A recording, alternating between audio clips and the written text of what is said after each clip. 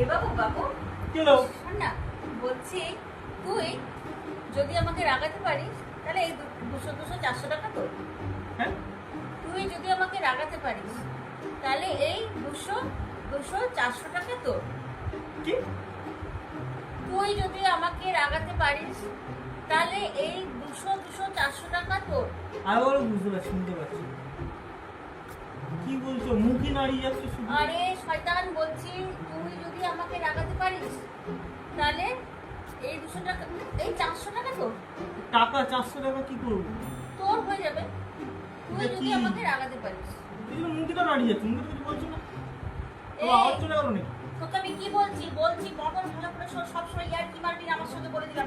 বললাম 400 টাকা তোর। জিতে গেছি আমি, রেগে গেছি। পুজোর খেলা।